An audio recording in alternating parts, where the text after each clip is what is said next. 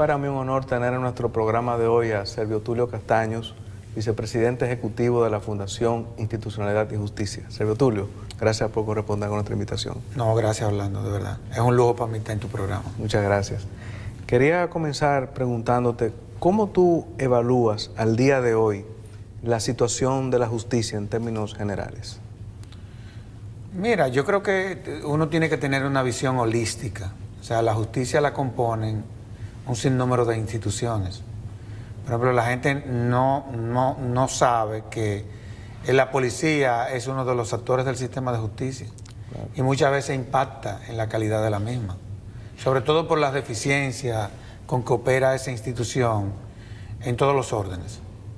Pero yo lo que creo es que aun cuando hemos hecho una serie de reformas que pudieron haber contribuido a que la justicia se hubiese catapultado más, algo está pasando en este sistema en donde los niveles de confianza son preocupantes. Se han deteriorado. Si hay una institución o si hay instituciones, porque la única que pasa el examen es la defensa pública, sí, pero las demás se queman, sacan las notas más bajas, inclusive cuando tú tienes una visión comparada de todos los países del área.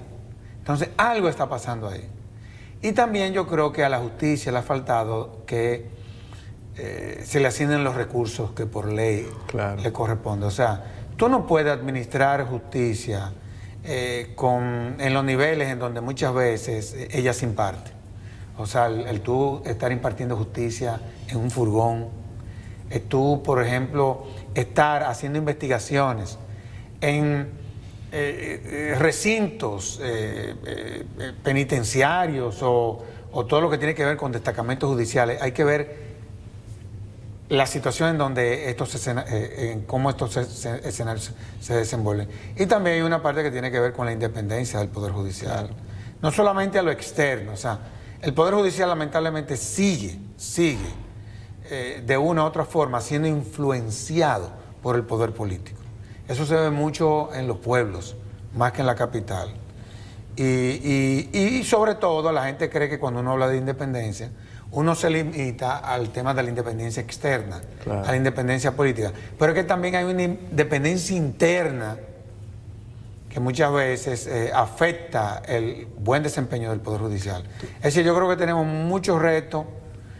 Yo vengo de un congreso que se celebró en la Universidad de Columbia, en donde a mí me tocó dar una conferencia, y el tema era la confianza en las instituciones del sistema de justicia.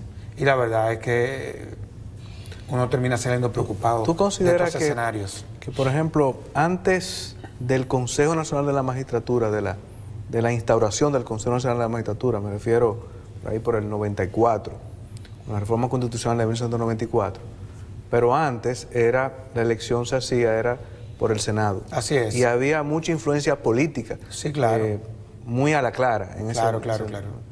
¿Tú consideras que este sistema que hemos hecho del Consejo Nacional de la Magistratura, porque a propósito de que se ha estado reuniendo el Consejo Nacional de la Magistratura, algunos señalan, bueno, que es una decisión política? Bueno, en efecto sí, porque sus miembros son básicamente todos políticos. No, y el órgano es político, Exacto. También es un órgano constitucional. Correcto. Pero ¿tú consideras que entre el primer Consejo de la Magistratura que se formó, donde se designó lo que sería la primera Suprema Corte de Justicia? Claro. Digamos, la Suprema Corte de Justicia cuyo presidente fue el magistrado Subero. Correcto. ¿Tú consideras que hemos ido hacia atrás? No, mira qué fue lo que pasó. ¿Qué fue lo que pasó? Lo que pasó en el año 97 fue que se dio una composición política a lo interno del Consejo, en donde quien presidía el Consejo estaba en desventaja. Sí. Y eso lo obligó a él a tener que negociar, sobre todo con los partidos que conformaban la oposición. Claro. Hay, por ejemplo, el PRD, recuerdo yo, doña Milagros Ortiz Bosch, que tuvo una destacadísima participación. Claro. Pero también la tuvo el mismo Partido Reformista. Claro. O sea, el presidente Balaguer, que para entonces estaba vivo, que nunca creía en eso, sí, se vio en la necesidad y entendió de que era conveniente que se viviera un proceso que pudiese contribuir a elevar la imagen del Poder Judicial. Correcto. Eso se logró. Se logró. Eso se logró. ¿Qué pasó? Lo que pasó fue que los siguientes procesos, es decir, que el hecho de que la composición del Consejo sea política, eso no es malo. No, no. Eso el problema son las prácticas que se instalan a lo interno de este órgano. Exacto. Entonces, eso es lo que ha deteriorado, digamos así, la imagen del Consejo del Poder Judicial, digo, versus lo que pasó en el año del Consejo Nacional de Magistratura, sí, versus lo que pasó en el año 97. Ahora, yo creo que, y sobre todo el proceso del 2011, claro, que eso fue una barbaridad, porque fue el fruto del pacto de dos líderes políticos.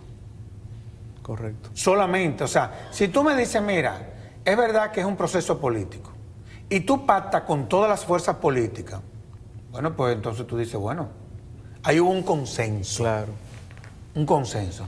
Pero en esa ocasión fue un pacto que se limitó a la voluntad de dos hombres.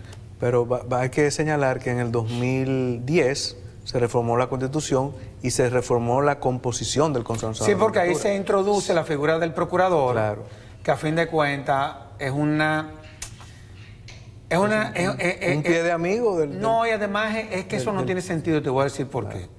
¿Por qué las composiciones de los consejos nacionales de la magistratura son políticas? Fíjate que en la reforma del 2010 nosotros nos opusimos a que conformaran el consejo instituciones de la sociedad civil, FINJUS, sí, y que conformaran el consejo del colegio de abogados. O rectores de universidades. Sí, te voy a decir por qué. Sí. Porque, a fin de cuentas, los que están ahí no es a los partidos que representan, es a la sociedad. Eso es lo que ellos tienen que entender. Por eso que tú ves que está el presidente de la República que nos representa a todos nosotros. Sí. Acuérdate que nosotros tenemos una democracia representativa. Correcto. Están senadores y diputados que nos representan a nosotros y que a fin de cuentas cuando uno lo elige a ellos, lo elige para que eventualmente uno de ellos nos represente en el Consejo Nacional de la Magistratura. Ah, no. Aquí la visión es que ellos representan al partido político que ellos, del cual ellos militan. Y esa no es una visión correcta. Por eso es importante en todos estos procesos, y por eso fue exitoso el proceso del 97, porque el Consejo lo que hizo fue montar un proceso de conformidad a los reclamos que se hacían desde la ciudadanía. Ahí participó el empresariado, correcto, todas las instituciones de la sociedad civil. Ahí se fueron depurando los candidatos, en fin. ¿Qué pasa en el 2000? El proceso de entrevistas fue muy transparente. Claro que sí, y además se hicieron programas especializados. Sí. FINJUS hizo muchísimos programas que iban en esa dirección. El mismo Juan Bolívar Díaz en el Canal 2, recuerdo yo. Pero me refiero al proceso per se del Consejo. Claro, claro. Muy diáfano. ¿Qué pasa? Nosotros vivimos el año pasado un proceso que por lo menos reivindicó al Consejo, que fue con la elección del Tribunal Superior Electoral. ¿Y por qué te hablo en ese tono? Claro. Porque el Consejo por lo menos no religió a miembros del Tribunal Superior Electoral anterior que la sociedad rechazaba. Que había cuestionado. La sociedad decía, tienen que irse todo, tienen que irse todo, tienen que irse todo. Y yo creo que en ese sentido el Consejo fue sabio. ¿A qué uno aspira en esta ocasión? A que el proceso sea aún más transparente que el último que se llevó a cabo. A un proceso que sea similar al del 97, que pueda contribuir, porque yo creo que es lo que pudiese contribuir, a elevar esos niveles de confianza que hoy en día, o con lo que hoy en día no cuenta el Poder Judicial definitivamente. A eso se debe la comunicación que la FINJUS con otras entidades ha elevado para que en el caso del señor Fran Soto, magistrado Fran Soto, que dicho sea de paso, él puede optar por ser reelecto. Claro, y ese es un derecho que él tiene. Ustedes han pedido que él, en su condición de secretario del Consejo, sea sustituido por un juez de carrera que no participe en este proceso. Claro, mira qué es lo que pasa. Ayer, en esta semana, sí, el día 2, sí, si mal no recuerdo, se convocó el Consejo Nacional de la Magistratura. Sí. O se celebró la primera reunión. Yo pienso que el Consejo comienza a darse cuenta de cuál era el espíritu de la comunicación. Fíjate que el Consejo ya comenzó a deslindar los procesos. Sí. Y dice, en esta primera etapa nosotros vamos a elegir a los jueces o a las vacantes del Tribunal Constitucional. Correcto. Yo creo que en este proceso, en el que tiene que ver con el Tribunal Constitucional, el magistrado Fran Soto no tiene ningún problema porque él no tiene ahí ningún tipo de conflicto de interés. Claro. El problema se le presenta cuando se vayan a elegir los jueces de la Suprema Corte de Justicia. Y yo te lo voy a plantear con claridad, con sinceridad, sin ningún tipo de pasión, porque a fin de cuentas uno lo que quiere es que el Consejo quede bien en esto. Claro. Y que lo que resulten ser electos cuenten con los niveles de legitimidad que lleven a aumentar los niveles de esa confianza que yo te decía y que te he estado reiterando, le están faltando al Poder Judicial.